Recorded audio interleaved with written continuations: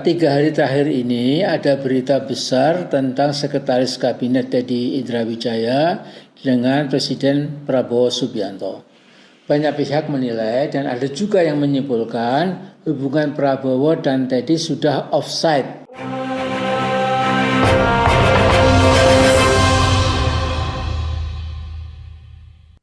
Alhamdulillah Sobat Doder, kita ketemu lagi di channel FNF Sabtu 2 Mei 2026. Jelas, membahas persoalan paling seksi di negeri ini, Seskap Teddy Indonesia bersama Cak Dodo. Assalamualaikum Cak Dodo, salam FNF. Waalaikumsalam warahmatullahi wabarakatuh. Selamat pagi Cak Jarod dan pemirsa di seluruh Indonesia. Apa kabar Cak Jarod? Alhamdulillah, baik-baik kita semua. Saya pertanyaan Cak, Samin, sudah nonton video Amin Rais? Oh sudah, Wah, itu iya, saya tertarik itu menonton itu dan biasa Amin Rais kalau ngomong itu lugas, tegas, dan satu lagi yang tidak dimiliki pejabat lain adalah berani, nyaris tidak takut dengan apapun. Apa yang terjadi dengan video itu Cak? jadi semua pada bertanya, ada apa dengan tokoh reformasi Amin Rais itu? Kok tiba-tiba membahas hubungan personal nih ya, Seskap Teddy Indrawijaya dengan Presiden Prabowo. Ini videonya ini nggak terlalu panjang, tapi setelah itu beberapa jam kemudian di take down ya. Kira-kira apa? Di akunnya Amin Rais official sudah nggak ada, tapi ini namanya jejak digital. Bagaimana video itu sudah kemana-mana, ditayangkan di mana-mana. Coba aja di akun dia sendiri sudah hilang, tapi videonya sudah beredar luas di media sosial. Kak. Iya, awalnya saya sebetulnya ragu kalau itu videonya Amin Rais karena di dalam komen itu ada juga yang bilang bahwa itu AI. Tapi kemudian saya telusuri dan saya simak satu persatu, ternyata itu betul video itu itu diupload di akun resminya Amin Rais ya. Dan satu kalimat yang bisa saya sampaikan kepada Amin Rais bahwa ini orang sudah hilang urat nadinya. Dan kita lihat itu narasinya memang agak berlebihan, menguliti presiden secara personal menggunakan bahasa yang sangat vulgar seperti itu. Jadi menurut saya kalau di take down ini apakah atas permintaan dari pemerintah atau ketakutan Amin Rais, kita tidak tahu. Yang jelas sekarang sudah tidak bisa dilihat di akunnya Amin Rais, tapi di akun-akun lain di media sosial itu masih banyak bertebaran. Ya kalau kita sempatkan videonya aja yang tampak, audionya jangan sampai karena ini persoalan sangat sensitif dan personal dan fitnah. Ini Amin Rais menjelaskan bahwa dia mengingatkan Pak Presiden hati-hati dengan Seskap Teddy. Kenapa? Ini beredar luas hubungan Anda. Amin Rais juga menyebutkan, saya sebenarnya nggak enak menyebutkan kasus seperti ini. Dia menyadari, tapi harus disampaikan. Kenapa? Ini merusak nama baik Presiden Prabowo. Terus dia di akhir video menyebutkan bahwa ini semua saya sampaikan dengan mengutip tentang tulisan di kempalan.com. Dia mengutip tulisan M. Rizal Fadilah. Amin Rais ini kelihatannya sebetulnya dia itu ya gelisah karena sebetulnya apa yang disampaikan oleh Amin Rais itu sudah menjadi pembicaraan publik di medsos, di warung kopi, di warung Starbucks, itu semua sebetulnya sudah membicarakan. Tetapi itu kan wilayah pribadi. Cuma Amin Rais mungkin punya pertimbangan lain bahwa kasak kusuk ini kalau tidak dihentikan bisa jadi akan melebar kemana-mana dan menguras energi seperti itu dan terjadi fitnah dan lain sebagainya. Oleh karena itu Amin Rais kemudian mencoba membongkar ini supaya ada semacam tindakan yang tegas. Tapi rupanya dia harus berhadapan dengan kelihatannya ya undang-undang ITE kelihatannya ya, tapi saya tidak tahu persis.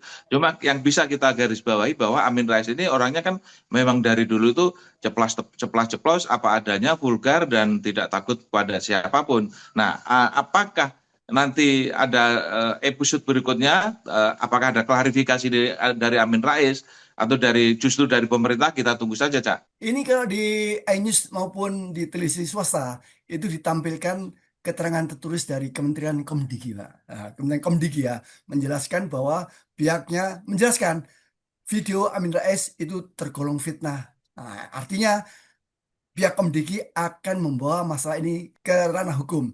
Pertanyaan gini, dalam undang-undang baru, KUHP yang baru disebutkan fitnah terhadap presiden atau wakil presiden menyerang harkat dan martabat yang berhak melaporkan adalah presiden dan wakil presiden sendiri. Tidak bisa dibalikan. Jadi Komdiki tidak mungkin akan melaporkan diterima. Kenapa? Ini menyalahi KUHP yang baru ya. Ya, agak aneh juga ya kalau kemudian Komdiki tiba-tiba membela presiden dalam kasus ini. Padahal sebetulnya ada yang lebih urgent dan lebih penting untuk dibela Komdiki berkaitan dengan kebijakan, berkaitan dengan jalannya pemerintah ini, presiden ini. Itu lebih penting sebetulnya ketimbang mengurusi yang ecek-ecek kayak gini. Ini sebetulnya kan ecek-ecek sebetulnya. Hal-hal seperti ini kan memang menarik diikuti, tapi kan secara substansial tidak terlalu berpengaruh terhadap perjalanan bangsa ini. Itu hanya masalah sensitivitas perasaan kita aja seperti itu. Sebenarnya ini benang merahnya terjadi di ruang terbuka, di ruang publik. Bagaimana Seskap Teddy ini kan namanya Teddy Indrawijaya ini kan mantan ajudan Jokowi. Terus kemudian di era Prabowo diangkat menjadi Seskap. Nah ini setiap kali publish akun atau status Teddy ini melewati ranah-ranah personal. Katakan, dia mengupload di Instagram tentang kegiatan Pak Prabowo berenang. Apa kaitannya ini antara tugas Sekap dengan menjelaskan Prabowo lagi berenang? Itu pertama. Yang kedua, ini sudah beredar luas. Bagaimana Prabowo menatap Teddy, terus mengkedipkan, mengkerling matanya kepada Teddy. Ini kan wilayah-wilayah apa ya? Abu-abu yang harusnya tidak perlu dipamerkan ya.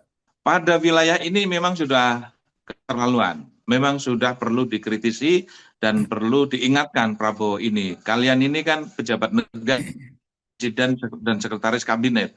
Kalau mempertontonkan aktivitas pribadi di samping tidak layak itu juga polusi buat masyarakat umum gitu loh. Apa indahnya gitu melihat tontonan-tontonan seperti itu. Prabowo sedang berenang direkam, kemudian Teddy yang merekam dan memberi komentar, dan komentarnya bukan masalah negara, tapi masalah pribadi. Nah, apakah ini terlampau emosional mengungkapkan perasaan, atau keceplosan, atau tidak sadar? Ini yang harus kita teliti. Jadi memang di sisi lain, hubungan antara Pak Prabowo dengan Teddy ini memang ada semacam ketidakwajaran, karena mencampur adukkan antara tugas negara, tugas pemerintah dengan tugas pribadi ya, tugas atau apa itu kalau pribadi ya. Jadi ini yang membuat geram banyak orang, dan kegeraman itu kemudian dirasakan oleh Amin Rais, dan dia dengan berani mengungkapkan itu supaya masalah ini segera selesai, segera diklarifikasi dan segera berubah sikap Teddy ini.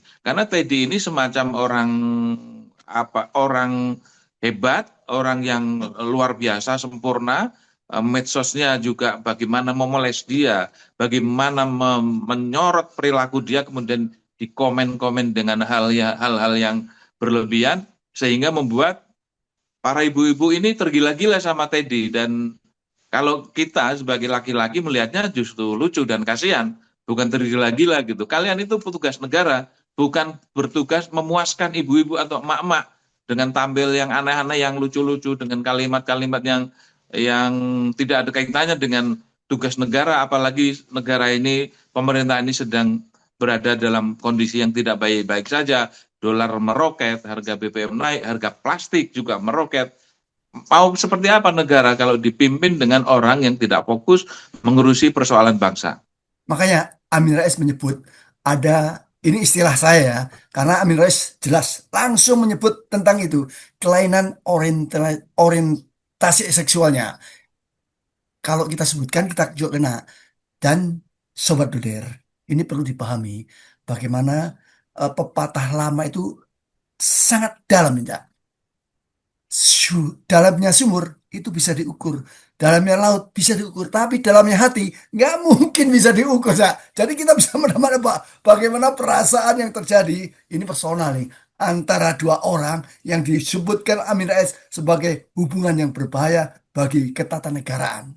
3 hari terakhir ini ada berita besar tentang Sekretaris Kabinet Teddy Indrawijaya dengan Presiden Prabowo Subianto.